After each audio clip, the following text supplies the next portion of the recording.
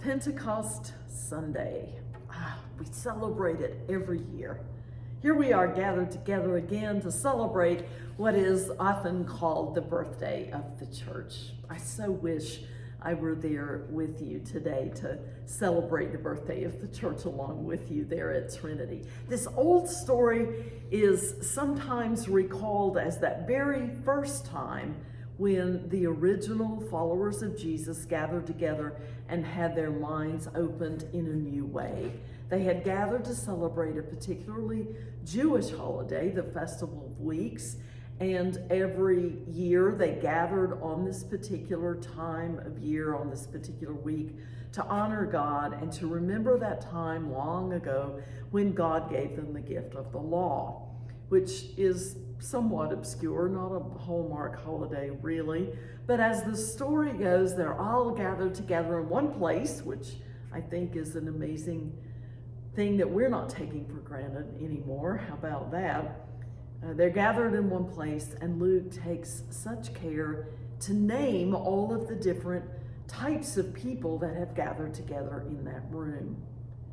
Luke names different cultures and races, all of the major kingdoms and rulers and nationalities that were known at the time gathered into one place. A very different gathering than the first original gathering of just a few chosen disciples of Jesus. Possibly these were even enemy groups of people gathered. And the restless wind of a spirit, the voice of the one in the many, has gathered the folks, and all of the different voices and the different hearing and the different understanding can all understand, embody, enact, and work in the world, understanding the call and the love and the compassion and justice of God in their own way. Those very diverse people speak and understand differently, and they begin at that moment to live as the church together, worshiping God by their lives and healing, sharing, feeding, proclaiming their love of God's good news of inclusion of all. Happy birthday, church. It's a very joyful day, Pentecost. Well, you may be like, okay, Shelley, thanks. Yawn, pass the plate, sing, preach, pray, talk to my Trinity friends, go home, let's get on with it. We do this story every year. Little flames over the heads of the people, doves show up, wind speaking in tongues, unity and diversity. Yeah, we believe all that, but wait, there's more. And the more is that the Spirit shows up in the story. And when Spirit shows up in any story, in ours, in theirs of old, the usual barriers are broken down. The usual thinking is turned on its head so that the paradigms of our particular predictable lives are changed. Theology is reinterpreted, identity is redefined, and the boundaries for the right way and the in people are all flipped on their heads. And this is important because this is the identity of the life of the Spirit, your life, my life. A life that is supposed to potentially look ordinary on the outside, but actually is extraordinary. Your relationships, your influence, your role with friends and enemies. Spirit is not only moving outside the box, but as the UCC website puts it, Spirit has taken down the box and turned it into a dance floor.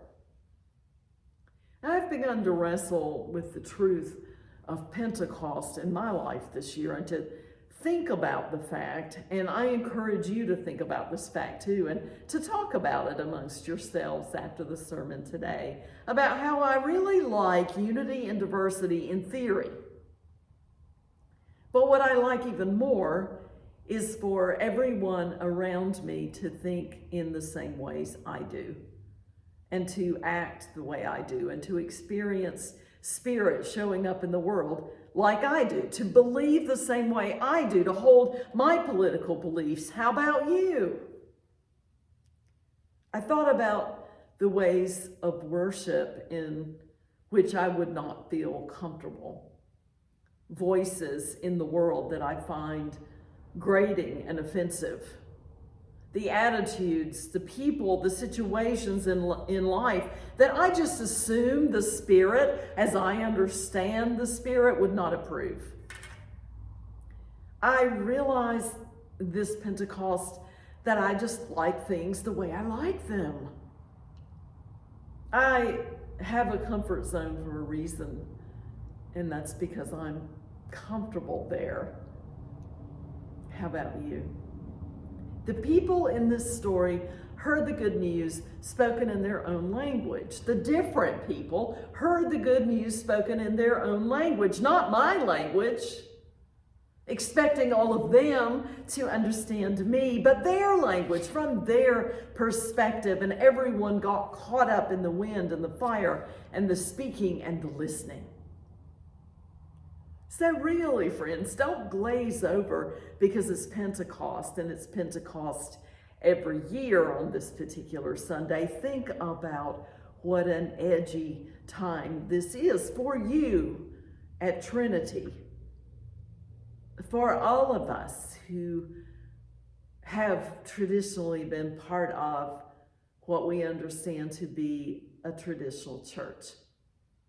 This time in our lives affirms the truth that if we are awake enough to notice her, Spirit is showing up when we gather together. Spirit is controversial too. Spirit doesn't buy our excuses about how comfortable we are, how complex postmodern life is. The Spirit doesn't stop at borders or languages or cultural differences. Spirit challenges how well we are fitted in our comfort zones, and then challenges us to get up and to come out, to actually embrace and to look at with honest eyes the diverse parts of life, the things we have not spoken, the possibilities we aren't willing to entertain, and to see how those things challenge us. Ask ourselves if that is not where the Spirit of God may be blowing at this moment through the wind, inviting us to stretch. How are we willing to welcome all of God's calls upon our lives? Do we welcome each other? Do we welcome Black and brown people in our lives equally? Are we working on our implicit bias? Are we working to welcome transgender people and straight and gay and bi and questioning people and mountain people and city people and Latinx people and Muslim people and young people and old people and people I just plain find weird, and so do you. Because they don't speak my language, they don't look like me, they don't look like God, or at least the way I understand God. God doesn't look like them. I'm not even sure God likes them at all. And they need to just be quiet and not be so uppity and sit down and not be in my face and be more like me. Because I like diversity and Pentecost is fine, but there's only so far I'm willing to go with the spirit of change. And that's the challenge of Pentecost, because wherever it is that is our boundary, the Spirit is calling us to go beyond, to open our hearts to whatever might be next. Pentecost is a challenging, joyful, and celebratory day. We talk about it every year because we're still being challenged to learn to live into it. It's still constantly evolving, the practice of Pentecost. Spirit is still about serendipity and no limits. The people of this old story were like, Parthians and Medes and Elamites and Cappadocians? Seriously, God? God doesn't really want them in, really. God expects us to welcome them, to move over at the table, to add them to the family. And when they took the chance to see with God's eyes, they saw that that is in fact what God expected. But if you read the rest of the story, there is a cost, of course, always, for our open-heartedness to Spirit's leading. Because the people who saw their hearts beginning to be broken open by Spirit saw others who were watching, who were angry and afraid, and they really believed God needed to be in a box where God needed to be as usual. God with strict rules and limits about how things had to be done religiously and right. And when they were challenged to think about things differently, then they denigrated what was happening among the disciples and the Spirit's work by ridiculing it, laughing, and saying, they're drunk on new wine. Well, that's the same as today as well. One of the ways that we can ignore the challenge of Spirit today is not to take it seriously, to withdraw from it, to say, I don't like what's being preached, and so I'm going to pull away. I don't like the challenge of opening my mind, and so I'm out of here. I don't like the moral mandates to which Spirit is calling me. I want things to stay the way I want things to change. But you know what happens in the rest of the story, this old Acts story?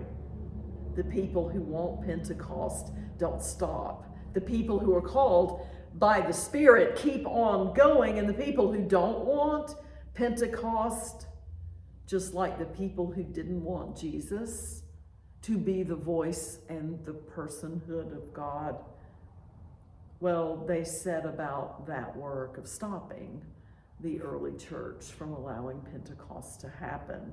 They set people on fire for real. They killed them in the Crusades. They excommunicated them, speared, flayed, set lions on them, put them in concentration camps, tortured, bombed, turned the dogs and the fire hoses on them, hung them on barbed wire fences, and lynched them from trees, suppressed their votes, bully them at school, tell them in their churches and at funerals and on the streets that God hates them and they're going to hell, and all the while continue to try to create hell for them on earth.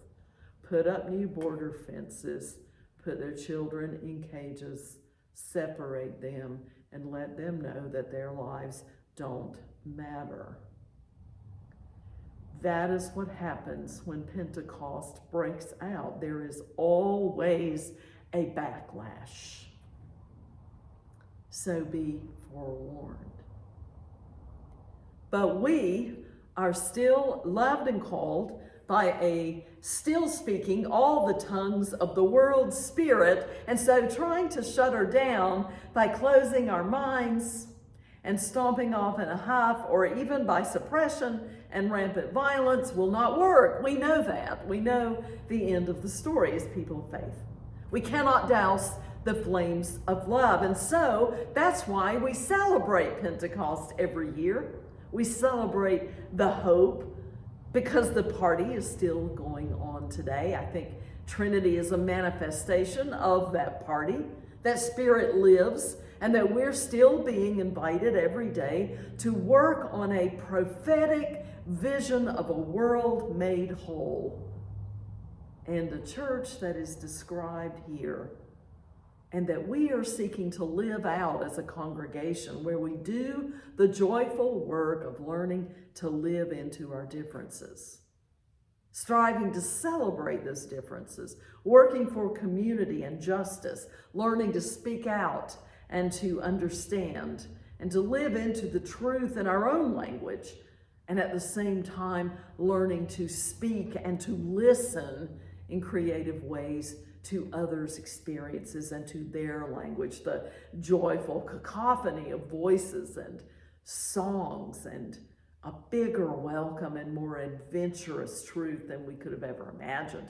Pentecost is about the risk that you and I are called to take to be changed by a Spirit who offers opportunities at resurrection every single day of our lives. Now take that in for a moment. You and I are called to the risk of being changed by a Spirit that calls us to opportunities for resurrection every day of our lives. The birthday party that is Pentecost is every single day. And the question is, do we want to attend that party? Do we want to bring our gifts? Do we want to enjoy the celebration? Do we want to invite more and more people to the table of bounty and joy? Will we live thankful, joyful lives and see all around us all the reasons to hope, all of the reasons to celebrate? So here's what I want you to think about after this sermon is over, because now it is over. But the work isn't over. And so I want you to think about together, how is Spirit, this Spirit, calling on you, Trinity, to break out of your old way, to allow those flames of love and hope to shine through you, the Spirit's flames of hope? How are you being called to speak Trinity's love using new words, new language, in new places? You've always been a church willing to follow Spirit. So now in the post-pandemic-ish time, what is Spirit calling you to do next? I will be praying on that question, those questions, along with you as you discuss them today and as you live into the answers. May you be blessed. I love you. God bless.